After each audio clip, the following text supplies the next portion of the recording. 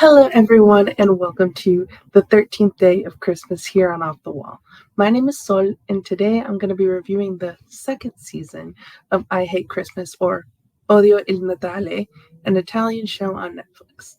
Make sure to go check out Mike's and mine's review on season 1 last year, which I'll have in a link down below in the description. Every once in a while, you'll get a show where you really relate to the characters and you feel like the show is speaking to your soul. SOUL, not me, Sol, SOL. There were some lines that really got to me, I'm not gonna lie. There were some tears which I did not expect from a rom-com show. I really like this story, I really like these characters, so let's get into it. In season 1, everyone in Gianna's family was wondering when she was going to get a boyfriend and settle down and get married and whatnot. So she lies and says she has a boyfriend and will be bringing him over to Christmas Eve dinner because Italians, like Latinos, celebrate on the 24th. And you have this ticking time clock of her trying to find a guy to bring to Christmas dinner. This year, her parents are separating, her sister is getting a divorce, her brother's wife is pregnant with a second set of twins, and that now that she has a boyfriend, everyone in her family is telling her how awful marriage is and to not do it, which is very different from last year. So, in a panic, she makes out with Santa. Well, someone dressed like Santa. And her boyfriend sees and they break up. This year, she decides she's going to host Christmas dinner. She's going to try to get her parents back together. And she's going to try to get Umberto, her now ex boyfriend, back. One of the things that I loved last season was the elderly woman patient that she had, since Gianna's a nurse who works in a hospital. She came in with great advice and was a joy to watch on screen. This year we get two amazing patients, both with tragic illnesses. One is a girl with cancer who had her leg amputated, and the other is this professor with Alzheimer's who's forgetting a lot of his life but still remembers perfectly about the first woman he ever fell in love with. These two side characters' storylines are so heartfelt and they really help put things into perspective. In this season, we do get to see a continuation of some of the options she had to bring to Christmas dinner last year. First, the man in the wheelchair gets a cameo, and his current girlfriend was not very nice, but his thing was very short in the show, so there's really not much to talk about with him. Next is Davide, who, in all honesty, if you're going solely based on looks, is the most attractive man on the show. And I love that he let his hair grow out just slightly enough from last year that you can see his curls.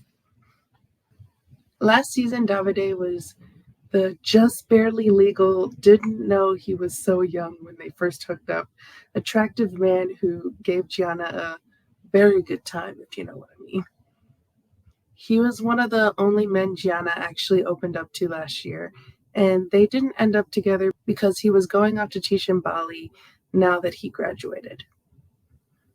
He is back in town because his best friend was in a serious accident and is staying in the hospital Gianna works at, and we find out it was him, not Umberto, who was the last season's cliffhanger knock at the door, where there was a Christmas gram sent by Santa, the same one she makes out with this year, who had notes like Love Actually, Gianna's favorite movie. For the past year, she thought it was Umberto. Turns out Davide actually did have really strong feelings for her, even though he was more nonchalant last year. And that is where we get one of the lines that got me. When we were together and you'd wake up and rush here, you were happy. And not because you were saving people with some miracle cure, but because you were taking care of them, day after day. It was a great example. And that's what I wish for you, a man who takes care of you day after day. That's the miracle, right? Even though Davide wants to be with her, he lets her go because he'd rather have her happy and taken care of. And if that doesn't get you, then you're heartless. It's not easy liking someone who's significantly older than you. So I really get Davide, especially in this season. He wasn't my favorite character, even though I really enjoyed him last season, but he might be my favorite character this season. He seems to have really grown up from his year abroad. Next is Umberto, the doctor who we all wanted her to end up with last season, and she does, before she ruins it by kissing Santa. Gianna and Umberto have been together now for a year, and when they break up, Gianna obsesses about trying to get him back. I also didn't appreciate that the show kind of called me out. When you decide to wait for a guy to message you so you don't annoy him or seem like a pushover, and he doesn't message you, so you're just there like, well, what do I do now? Umberto seemed like this great guy in season one, and not saying that he's not, because he has some great moments in this second season. But 6 days after they break up, he's dating someone else. And like Gianna, I was like, excuse you, what are you doing? Why are you with someone so quickly? Not cool, man. One of his great lines in this show was, the problem is, I just don't think you ever really loved me. Loving someone, in my books, means completely letting them into your life, giving yourself entirely and accepting all parts of the other person, even the bad things. With you, I always felt as though you weren't quite letting me in entirely. And what you didn't like about me, you just put away in the cupboards. I'm just gonna let that simmer for a second. Those were all the guys that were in season one, but this season we have a new contender in the ring. The new next door neighbor who is a widower and a single father to a teenage girl. And he's great. If you're going by just looks, 100% Davide is the hottest guy in the show. But if we're going with personality alongside looks, Filippo the neighbor takes the cake.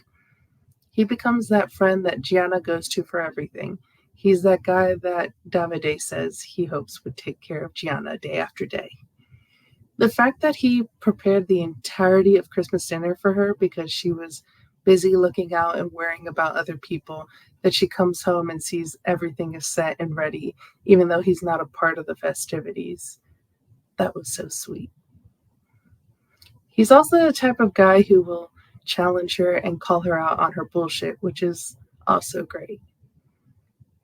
Also, he's the kind of man who will dance like no one is watching, and I'm telling you, there is nothing hotter than a guy who doesn't care if he's going to make a fool of himself and just bust a move. I'm so here for it. It's endearing, it's confident, it's sexy. When it comes to the decision of who to be with for Gianna, she was asked if she ever really loved someone before, and that really took her aback. She even asked her friends and colleagues at work about it, if they truly ever loved someone, and that was fun and interesting. The man with Alzheimer's remembers exactly the way he met his first love, and Gianna doesn't remember how her and Umberto met, even though Umberto remembers exactly. In the final ending of Gianna and Umberto, their final breakup, we get the line, I guess if you have to ask yourself whether you love someone, then you already know the answer. When Gianna finds out it was Davide who love actually'd her, she takes his final advice to heart and runs to Filippo and has a speech about how much he takes care of her every day, and that a special person reminded her that it is the real magic. So she ends up with the neighbor in the end. Also, in the ending, mom and dad are back together, her sister is back together with her husband, and her brother seems happy about the second set of twins after going to the doctor and getting the sonogram.